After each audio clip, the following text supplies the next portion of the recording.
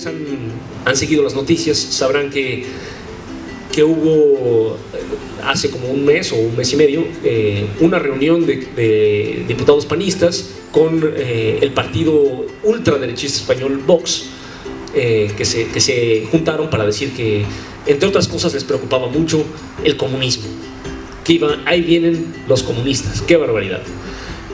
Donald Trump también hablaba así mientras fue presidente y mientras fue candidato. Decía que sus oponentes, que todo el que dijera cosas pues simplemente democráticas, básicas de la democracia liberal y los derechos humanos, era socialista o comunista, y juraba que Estados Unidos nunca sería comunista, queriendo decir que nunca iban a ganar ni siquiera los demócratas, que no tienen absolutamente nada de comunistas.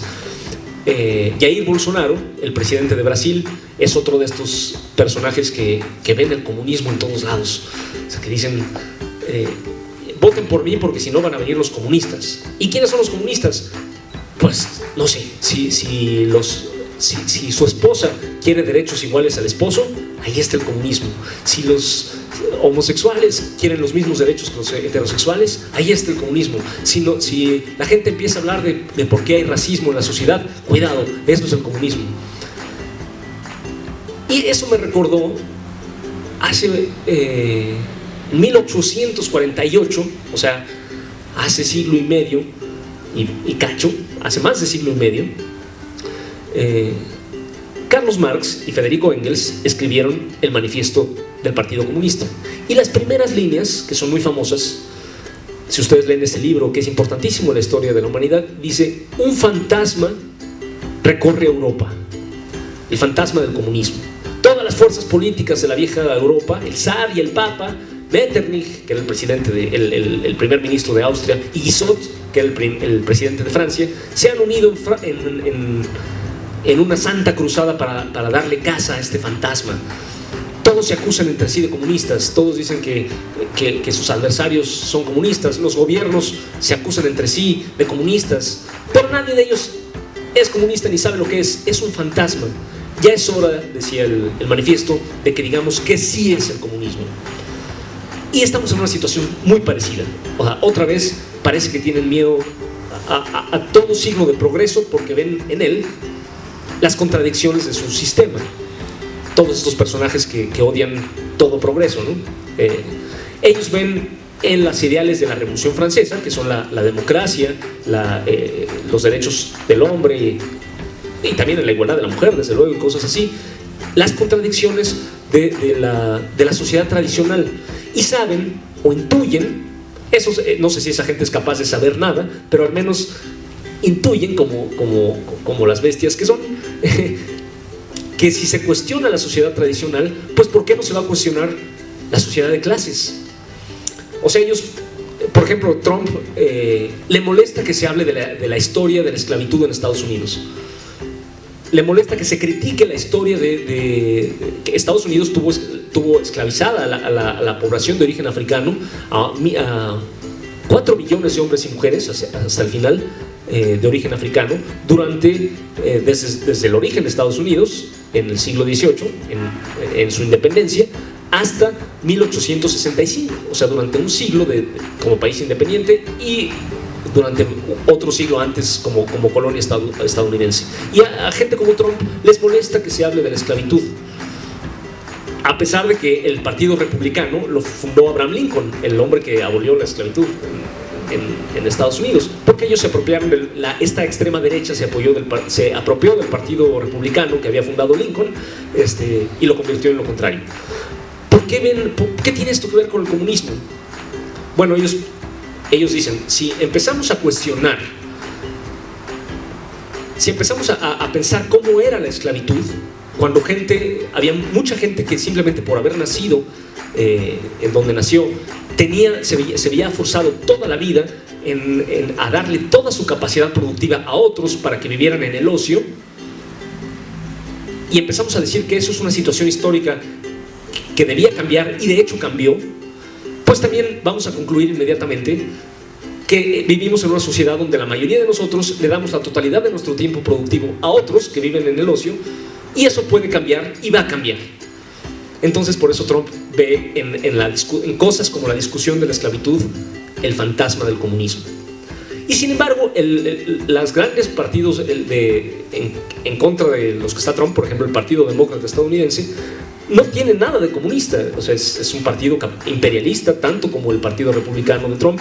Es un partido que ya inmediatamente, dado que es capitalista, ha tenido que traicionar sus propias promesas, incluso de igualdad racial, y ya está deportando inmigrantes al mismo ritmo que lo hacía Trump. Ustedes no sé si vieron imágenes terribles de gente de la policía fronteriza, de la policía, ¿cómo se llama?, migratoria de Estados Unidos, a caballo, con látigos, persiguiendo emigrantes haitianos. Entonces se ven jóvenes negros a pie, latigados por cowboys vestidos de militar en sus caballos. Es una imagen salida de los tiempos de la esclavitud. Y sin embargo este es el gobierno del demócrata Joe Biden. ¿Qué es entonces el comunismo? Si no es nada de lo anterior. ¿Y por qué tiene que ver con estas cosas? Después de acabar con este prólogo del fantasma que recorre Europa, Marx y Engels empiezan ya el texto propiamente dicho diciendo: la historia de la humanidad hasta nuestros días es la historia de la lucha de clases. Y empiezan con ejemplos históricos, como en la esclavitud los intereses de los esclavos eran totalmente contrapuestos a los intereses de los esclavistas. Los intereses de la burguesía durante las postrimerías de la Edad Media se contraponían a los intereses de los propietarios nobles de tierra, y esa contradicción de intereses fue lo que llevó a la transformación revolucionaria de la sociedad. ¿Qué es el comunismo entonces? Es sencillamente el hacer la versión consciente de los intereses de la clase trabajadora, de los intereses específicos de la clase trabajadora en la sociedad capitalista. A lo mejor es más fácil imaginar los intereses específicos de una clase en contra de su sociedad, no en la sociedad presente, sino si imaginamos una sociedad del pasado. Por ejemplo, el esclavismo. ¿Cuáles serían los intereses de los esclavos? Pues una sociedad donde no hay esclavitud, para empezar, donde se prohíba que unos señores se apropien como de ganado de otros seres humanos, y eso quede totalmente prohibido e incluso sea castigado. Y la propiedad productiva de los esclavistas se reparte entre los esclavos, porque de otro modo no podrían vivir. En las sociedades esclavistas había muchos, por ejemplo, imaginémonos la antigua Roma o la antigua Grecia. Podían ser sociedades democráticas, como era la ciudad-estado de Atenas, donde todos los ciudadanos libres tenían derecho a votar en la asamblea y se dividían en agrupaciones contrapuestas, ¿no? O sea, los partidarios de Tucídides eran enemigos de los partidarios de Pericles, pero todos ellos eran por igual hombres libres, propietarios de esclavos.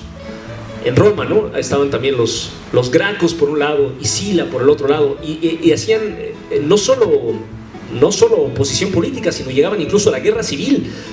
Guerreaban entre sí por ver quién gobernaba Roma y tenían ideas sociales distintas. Unos querían apoyar un poco más a los campesinos pobres, y otros querían apoyar solo a los grandes aristócratas. Pero todos ellos estaban de acuerdo en mantener la esclavitud. Una política de los esclavos hubiera sido, reconozco la diferencia entre ellos, claro que son diferentes, unos quieren apoyar más a los campesinos pobres y otros no, pero ninguno de ellos es mi gente. Ninguno de ellos es un político de los esclavos. Cuando surgió un verdadero líder de los esclavos, es medio mítico, es decir, no es tanto un personaje histórico porque se sabe muy poco, pero cuando surgió, por ejemplo, Espartaco, el líder de los esclavos, él sí no tenía nada que ver ni con Sila, ni con Mario, ni con Tucídides, ni con Pericles. Tenía una política propia totalmente distinta. Eso es el comunismo. Ahora, la política de la clase trabajadora, que es independiente y contrapuesta a todas las alas de la política, que acepta el marco de la propiedad privada de los medios de producción, que acepta el marco de la esclavitud asalariada. No exagero cuando digo que el sistema capitalista es esclavitud asalariada. ¿Qué es la esclavitud?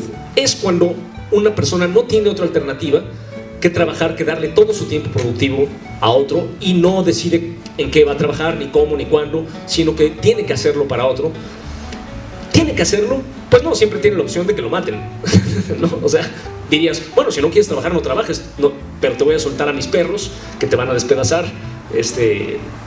o que te van a mis soldados que te van a crucificar, pero pues allá tú, si no quieres trabajar, no trabajes. O simplemente no te voy a dar el rancho, no te voy a dar la comida y te vas a morir de hambre. Del mismo modo, en el capitalismo, uno puede decir, bueno, a diferencia de la esclavitud, ahora sí somos libres de que si queremos trabajar, pues trabajamos, y si no, no. Sí, nomás te mueres de hambre. O sea, como un asaltante que te dice la bolsa o la vida, pues en realidad no te está dando opción. Si la alternativa es morir, entonces no hay alternativa. Claro, tenemos tiempo libre a veces, pero está pensado que sea el mínimo necesario para descansar, reponernos y volver a trabajar al lunes siguiente. Hay partidos capitalistas contrapuestos y muy contrapuestos, son muy distintos entre sí. Algunos son muy malvados, o sea, como Trump y Bolsonaro, o peor, como los nazis o los fascistas que tenían el poder en Alemania y en Italia a principios del siglo XX, y que ahora todavía existen en pequeños grupos súper reaccionarios como Vox, parecidos a Vox en España. Y hay partidos muy progresistas y de gente muy buena, porque no se trata de eso. Pero todos los partidos que aceptan el marco de la esclavitud asalariada, pues no son partidos de los trabajadores, que son los nuevos esclavos asalariados. El comunismo quería ser el movimiento consciente de los esclavos asalariados por la abolición de la esclavitud asalariada. ¿Cómo? Bueno, según la táctica depende del momento concreto, pero siempre pasa por la destrucción del Estado, o sea, de la autoridad, del poder de los esclavistas asalariados, de los esclavistas propietarios, y su reemplazo por el poder de los trabajadores. Ojalá esto sea pacíficamente, pero lo más probable es que tenga que ser mediante grandes revoluciones, como ha sido en la historia del mundo. El propio capitalismo no nació pacíficamente, sino que llegó a dominar mediante la violencia. Por un lado, mediante las revoluciones que destruyeron las viejas autoridades feudales, y por otro lado, dominó a la gente, convirtió en esclavos asalariados a la gente, expropiándoles, o sea, quitándoles sus medios de vida tradicionales, como pasó con los trabajadores agrarios de Zacapu, en la historia que les conté. Vivía un pueblo de pescar en una laguna, llegan los capitalistas españoles, en este caso, de la hacienda de Zacapu, desecan la laguna y dicen, bueno, si no quieres trabajar para mí, no trabajes, siempre puedes morirte de hambre. En realidad lo que hicieron fue quitar las opciones. La esclavitud misma, aunque es un sistema muy antiguo, cobró, lejos de ser abolida por el capitalismo la asumió como propia, y en el siglo XIX fue un sistema dominante en muchos países, en el sur de Estados Unidos, en Brasil, en la Cuba que era todavía colonia española, mediante el secuestro, que era un sistema basado en el secuestro de miles de hombres y mujeres, ¿no? Y el secuestro y el mantenerlos secuestrados durante toda su vida, y a sus descendientes. Niños, bebés nacían en la esclavitud, y eso era dentro del marco del bendito capitalismo. O sea que no tiene los... no por decir capitalista quiere decir que ya todo va a ser libertad y libre mercado. Es paradójico que ahora algunas corrientes que se dicen libertarias usan mal esta palabra, o se apropiaron indebidamente de esta palabra. Esta palabra libertaria la usaban los anarquistas, y no solo los anarquistas, sino las diferentes corrientes socialistas. Yo digo que el marxismo es una corriente libertaria, verdaderamente libertaria, que está por la libertad y en última instancia por la desaparición del Estado y de todo poder y de toda autoridad. Pero para llegar ahí creemos que es necesario la igualdad social y la abundancia material. Las corrientes que ahora se dicen libertarias, que en realidad no son más que neoliberales con lobotomía, lo que quieren decir realmente es que están por la libertad, porque la minoría de la humanidad tenga la libertad de oprimir a la mayoría. Del mismo modo, si ustedes leen la historia por ejemplo, de la guerra de Texas, estaba viendo el libro de Taibo sobre el Álamo, los esclavistas estadounidenses que colonizaron Texas y que lo independizaron de México cuando México abolió la esclavitud, porque esa fue la razón de fondo de la independencia de Texas, hablaban mucho de libertad. O sea, los esclavistas que colonizaron un estado donde no había esclavitud y reimpusieron ahí la esclavitud, se llenaban la boca hablando de libertad, de libertad. O sea, precisamente lo contrario. Entonces, bueno, este tipo de palabras hay que tener. ¿Libertad para quién? Como los antiguos griegos hablaban de democracia. Pero ¿democracia para quién? Eran solo hombres y solo ciudadanos libres. Los extranjeros, las mujeres y los esclavos, no se diga las mujeres esclavas extranjeras, no tenían derecho a participar en esa democracia. Creo que reconocer que eso pasaba entonces puede darnos una pista de lo que pasa ahora. No estoy diciendo que no haya que reconocer las diferencias sutiles o fuertes entre las diferentes tendencias políticas que aceptan el marco del capitalismo. Claro que hay diferencias y a veces los trabajadores tenemos que posicionarnos y defender tal reforma y defender tal medida contra los ataques reaccionarios, por ejemplo, de los panistas y los Vox. Pero el comunismo al menos significa que los trabajadores nos identifiquemos como trabajadores y trabajadoras y reconozcamos que cualquier partido, corriente o tendencia que acepta el marco como algo eterno y natural de la propiedad privada, de los medios de producción, no es nuestro partido, no es nuestra gente, no es nuestra política. La política comunista es otra cosa. Hoy poquísimos grupos son realmente comunistas, ni tan pocos, pero relativamente pocos comparados con la ideología dominante. La ideología dominante, es decir, la ideología que la mayoría de la gente cree, es la ideología de la clase dominante en todas las sociedades. Si no, no podría seguir siendo clase dominante. Es decir, para que siga existiendo, siga reproduciéndose el capitalismo, la mayoría de la gente debe creer que el capitalismo es eterno, natural e inevitable, como antes creían que la esclavitud era eterna, natural e inevitable, incluso los esclavos. Así que, en conclusión, no existe pues lo que ellos ven como comunismo, lo que el Vox, incluso en los regímenes más radicales, como el de Venezuela, lo que ellos ven como comunismo no es más que intentos democráticos de lograr en algunos casos más independencia nacional, o un poco menos de corrupción, o un poco más de injerencia estatal para hacer más igualdad social, pero de ningún modo es la política de los trabajadores y las trabajadoras por su propia emancipación. Para que ese fantasma tome cuerpo, nos toca a nosotros los trabajadores darle cuerpo, porque si no, seguirá siendo un fantasma. Eso es lo que ellos temen y ojalá tengan razón en temerlo. A mí me da mucho gusto que se asusten tanto, me da mucho gusto que estén tan aterrorizados de ver el comunismo en todo gesto de progreso, en todo gesto de rebeldía. En cierto modo tienen razón.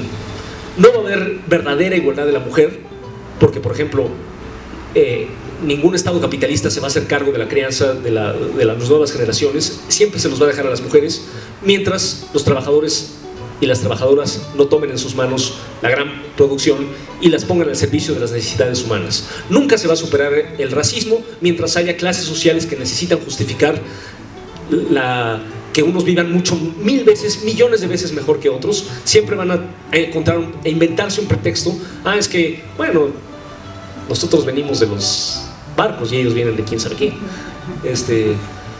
Mientras haya diferencias sociales, siempre va a haber racismo.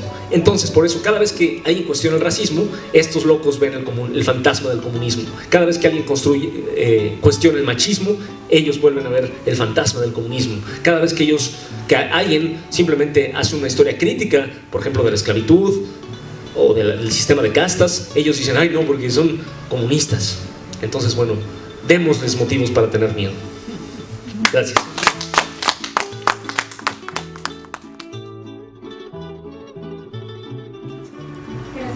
Yo tengo curiosidad, ¿por qué la mayoría de la gente relaciona dictadura igual a comunismo, dictadura igual a socialismo? Bueno, hay dos motivos, hay dos niveles a esa pregunta. Una es por buenas razones y otra es por malas razones. ¿Cuáles son las buenas? ¿Cómo puede haber buenas razones? Carlos Marx dijo que toda su doctrina, que él no había inventado mucho, porque ya muchas partes de su doctrina estaban en otros teóricos anteriores. Los franceses ya explicaban la historia en términos de lucha de clases. Adam Smith ya hablaba de la teoría del valor por el trabajo. Entonces decía Marx, ¿yo qué descubrí? Bueno, junté todo eso, pero además descubrí que todo eso solo puede llevar a la dictadura del proletariado. Dictadura quería decir, en esas palabras, sencillamente un gobierno que no se atiene a leyes porque acaba de llegar, o sea, todo gobierno que acaba de llegar a un nuevo poder es una dictadura, aunque no simplemente significa un poder no institucional. O sea, que alguien decide. Normalmente, obviamente, esto es muy malo porque significa que un señor muy poderoso se salta todas las leyes y hace lo que quiera. Entonces, por eso la palabra dictadura, con razón, tiene una acepción muy negativa. Pero Marx quería decir que los trabajadores van a mandar pasando por encima de todas las leyes y van a crear sus propias leyes, pero mientras las crean van a actuar según sus intereses y según su democracia directa. En 1871 hubo una insurrección de la Guardia Nacional Francesa en París y los trabajadores tomaron la ciudad y gobernaron con democracia directa, ¿no? O sea, lo que decía la Asamblea de Trabajadores se hacía y no había ninguna ley que eso quería decir, eso decía Marx, es la dictadura del proletariado. Yo creo que mucha gente no le tiene tanto miedo a la palabra dictadura como a la palabra proletariado. O sea, yo me imagino un señor, y de hecho lo dicen, hay hombres que dicen así, ¿no? Imagínense que mi sirvienta mande. Eso es lo que les da miedo. O sea, no que sea una dictadura, sino que sea imagínense que esa gente del metro mande a mí. Eso es lo que les da miedo, ¿no? Pero también hay una mala razón. Las organizaciones obreras también son humanas. No somos ángeles, ¿no? Ninguna clase social está hecha de ángeles. Y degeneran y se burocratizan. Si ustedes, alguien de aquí ha estado en un sindicato, sabe que eso es bien posible. O sea que los funcionarios del sindicato pues empiezan a tener a operar más para su propio beneficio como funcionarios que en beneficio de los afiliados. Eso se llama la burocratización de una organización obrera. Y pasa necesariamente mientras los trabajadores no tengamos el poder. Mientras seamos una clase marginal, los líderes del movimiento obrero van a querer vivir como burgueses. Y lo logran. A veces lo logran a lo grande, ¿no? Bueno, ya creo que ya no tanto, pero en el siglo XX los Fidel Velázquez, los Rodríguez Alcaine vivían y los Luis N. Morones antes de ello, en tiempos de Primo Tapia, vivían como grandes burgueses. Eso es la burocratización del sindicato. Los partidos obreros también pueden degenerar. La socialdemocracia, el partido que fundara los herederos de Marx, incluido Engels, se burocratizó a finales del siglo XIX y terminó aceptando, por ejemplo, la guerra mundial imperialista en 1914. Los partidos de oposición también se pueden burocratizar. Los bolcheviques tomaron el poder en 1917 sin perder la forma social de dictadura del proletariado, o sea, sin dejar de defender las formas de propiedad correspondientes al proletariado, que significa la propiedad colectiva. Puede pasar que los líderes de un partido supriman la democracia obrera y la reemplacen por la dictadura de la burocracia, o sea, de los funcionarios. Eso tristemente pasó en la Unión Soviética, no debido al comunismo, no debido a las ideas del comunismo, sino precisamente debido a que las ideas del comunismo decían que el comunismo es imposible en un solo país. La revolución obrera tenía que extenderse a todo el mundo para poder generar esta gran abundancia necesaria para producir el socialismo. No inmediatamente, pero tarde o temprano tenía que extenderse, porque si no, el Estado obrero podía burocratizarse como se burocratizan los sindicatos y los partidos. Y eso fue exactamente lo que pasó en Rusia. Después, grandes revoluciones, maravillosas revoluciones que cambiaron de raíz algunas sociedades, como la China en 1949 o la cubana en 1959. Sin embargo, también estuvieron organizadas de manera vertical y burocrática, no con la democracia de los consejos obreros, como fue originalmente la Revolución Rusa o la Comuna de París, sino con una dictadura de los funcionarios. Sí, la forma social que esa dictadura asumió era mucho más progresista que el capitalismo. O sea, esos revolucionarios expropiaron la riqueza de los capitalistas y crearon sociedades socialmente más democráticas que cualquier democracia capitalista. Los hijos o los nietos de los esclavos negros de Cuba eran médicos de un día para el otro. O sea, las casas, las grandes mansiones de los burgueses cubanos se repartieron entre la gente cubana y hasta la fecha siguen siendo de su propiedad. Y en China eso pasó, pero en el país más poblado de la tierra. Pero es verdad que no ocurrió a través de una democracia de trabajadores, sino a través de una dictadura de la burocracia, de los funcionarios, cada vez más distante de los intereses de los trabajadores. También, por ejemplo, era nacionalista esta burocracia, quería defender sus propios intereses contra los de la Revolución Mundial. Por eso Stalin disolvió la Internacional Comunista que había fundado Lenin en 1919 en el contexto de la Segunda Guerra Mundial para quedar bien con los gobiernos de Roosevelt y Churchill. Ustedes recordarán que hay una famosa foto de Stalin con Roosevelt y Churchill. Roosevelt y Churchill eran unos perfectos imperialistas, los dos. Churchill era abiertamente racista, tan racista como Hitler. Eso no era lo que... O sea, tenía otros intereses, porque era inglés y no alemán, como Hitler. Pero él decía que había que acabar con los indios de la India, que los indios de la India no tenían que gobernar, que eran los ingleses los que tenían derecho a gobernar en la India. Era un perfecto cerdo imperialista, ¿no? Y Roosevelt era más buena onda, pero era el presidente de Estados Unidos. Ese era el presidente que defendió a las compañías petroleras a las que Lázaro Cárdenas les expropió el petróleo y no quería comprarle petróleo a México, el vuelo de Roosevelt. O sea, seguía siendo un presidente imperialista. Bueno, para quedar bien con ellos, Stalin disolvió la Internacional Comunista, que era el partido mundial de la revolución. En ese sentido, sí es verdad que muchos comunistas se han apropiado del Estado y han establecido, la palabra dictadura es imprecisa, pero han establecido regímenes innecesariamente autoritarios. En Cuba, por ejemplo, hasta la fecha, con todo lo maravilloso que tiene la sociedad cubana actual, también es cierto que, por ejemplo, la prensa no refleja las distintas tendencias de la clase obrera cubana. No hay enfrentamiento de tendencias, no hay debate, no hay autocrítica, no hay crítica. La única autocrítica viene de arriba, como pasaba en la URSS. Sí había autocrítica cada determinado tiempo. ¿Saben qué? Ustedes la cagaron todo este tiempo. O sea, resulta que todos ustedes eran criminales y traidores. Pero eso venía de arriba, no de abajo. No había confrontación de ideas. Eso no es democracia, ¿no? La democracia obrera. ¿Por qué toda democracia tiene carácter de clase? Hablar en abstracto de democracia es una trampa siempre, ¿no? Hablar que queremos simplemente que venga la democracia puede querer decir que queremos que regrese la democracia de los esclavistas. No, la democracia obrera también exige confrontación de ideas, crítica, discusión, periódicos libres, partidos contrapuestos, partidos obreros contrapuestos, partidos revolucionarios también que sean contrapuestos, no un partido único necesariamente. Entonces creo que hay una muy buena razón y una muy mala razón por la que el comunismo se asocia con la dictadura. Por lo demás, creo que también es verdad que la gente a veces minimiza el peso de la realidad social y le da demasiada importancia a las buenas o malas decisiones de los políticos. O sea, qué barbaridad, dice un mexicano pobre a otro. En Cuba no pueden viajar a Europa. ¡Qué barbaridad! Imagínate, necesitas unos papeles oficiales para ir a Cuba. Digo, a ir a Europa. Bueno, aquí también se llama dinero. Si llega, hola, quiero ir a Europa, es mi derecho, pues sí pague su boleto. Y además tampoco es cierto, porque además si viajas sin visa, te detienen, te latigan como a los haitianos. O sea, ni siquiera eso es cierto. Pero incluso si hubiera verdadera libertad de tránsito, o no sé, ¿sabías que en Cuba nadie puede tener un periódico? ¿Quién de ustedes es dueño de un periódico? No. Pues váyanse a Cuba, porque allá no se puede tener un periódico. No, pues aquí tampoco podemos ser dueños de periódicos, a menos que seamos ricos, ¿no?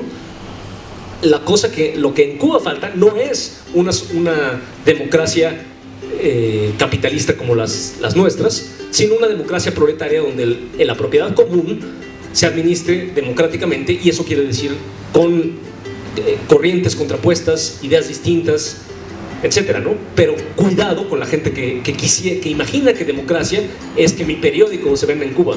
O sea, que mi libertad de tener esclavos, mi libertad de tener sirvientas, ¿no? La gente que dice, en Cuba nadie es libre porque no puede tener sirvientas. Así dice la gente, ¿no? Eso es su idea de libertad. Y es verdad, ¿no? En Cuba no existe eso. No existen las casas lujosas donde vive una familia donde podrían vivir 100, o una familia que es propietaria de 100 casas y vive en una de ellas y el resto las renta, ¿no? Eso no existe. Entonces, pues es verdad que el gobierno cubano es muy autoritario, pero la sociedad es distinta. Entonces hay que distinguir, me parece, una cosa de otra. Luchar siempre, yo soy un ferviente creyente en la democracia, pero en la democracia obrera, o sea, en la democracia de los trabajadores. Y si me vienen a contraponer la democracia de los capitalistas, me pongo en guardia. No sé si alguien más tiene comentario, pregunta. Bueno, traigo un par de ejemplares de un libro que escribí, que es una divulgación de la economía, de lo que es especial de la economía marxista. Se llama ¿Entiendes el valor o te vale? Y tengo un par de ejemplares, uno para la compañera que hizo una pregunta. Si alguien tiene otra pregunta o comentario, será. Buenos días. Habló de un personaje, dijo, se llama La Cuca, que era interesante hacer un libro igual, ojalá que lo haga, porque fue muy interesante lo que comentó acerca de ella. Pues tengo que decir que ese libro, bueno, no el libro que yo hubiera escrito, pero el libro que ella escribió, una maestra michoacana que se llama Verónica Oiquión, escribió un libro para el Colegio de Michoacán sobre la Cuca García. Los libros académicos luego no son fáciles de conseguir, pero bueno, tengo que decir que ese libro existe. Verónica Oiquión, la maestra Verónica Oiquión, escribió un libro sobre la Cuca García. Yo estoy dando una serie de conferencias, en realidad un curso sobre la historia de la izquierda mexicana. Uno de los primeros cursos lo dediqué por un lado a la Cuca García y por el otro a Elena Torres, que era otra luchadora, casi fundadora del Partido Comunista Mexicano, que después ella sí siguió, la Cuca fue después militante del Partido Comunista específicamente no toda su vida, pero muchísimos años, mientras que Elena Torres sí se fue por el lado específicamente de la lucha por la igualdad de la mujer. Incluso Elena Torres, que se había separado del Partido Comunista, no pudo encajar en el mundo del feminismo liberal burgués, ¿no? Había un congreso internacional ella organizó un congreso internacional de mujeres, pero al lado de las feministas estadounidenses, y le tocó chocar con ellas, ¿no? Porque ellas incluían a la esposa del presidente de Estados Unidos, e invitaban al presidente de Estados Unidos y al gobierno estadounidense mientras el gobierno estadounidense tenía ocupado República Dominicana, Haití, Nicaragua, y Elena Torres decía, bueno, sí, muy compañeras, muy mujeres, pero el gobierno de ustedes, que ustedes no quieren criticar, está matando mujeres dominicanas, nicaragüenses, entonces yo con ustedes no puedo llevarme. Bueno, me desvío del tema, pero Elena Torres es otro personaje muy interesante. Y después, de otra generación un poquito posterior, las quiero mencionar porque son personajes fantásticas que les recomiendo estudiar. Consuelo Uranga, la escritora chihuahuense, y Benita Galeana, la activista y memorialista, autora de memorias guerrerense, cuyas vidas son también muy inspiradoras y llenas de aventuras y de lecciones también, como las del Primo Tapia. Ahora que mencionaste esta última parte de que tienes un curso de la izquierda en México, ¿qué parte de la historia del Partido Comunista y de las organizaciones de izquierda podrías resumirnos así, rapidito? Bueno, hay muchísimo, ¿no? Cada parte. Yo me he tratado para hacerlo, aunque estoy consciente de que los verdaderos protagonistas de la historia son las masas, a veces sin nombre, sin rostro, porque se perdieron, no se puede registrar, ¿no? Las grandes masas anónimas. Creo que contar la historia solo con ellas, solo mencionándolas a ellas, nos hace sentir que es muy abstracta. Entonces a mí me gusta aterrizarla en personajes de los que se puede saber sus gustos, sus anécdotas, sus cosas. Y entonces yo me he especializado en las biografías de los militantes de izquierda. Y algunos de los más fascinantes son artistas, otros son obreros, como Valentín Campa, por ejemplo, ¿no? Pero otros son artistas como Diego Rivera, David Alfaro Siqueiros, escritores como José Revueltas, cuyas vidas se me hacen muy interesantes.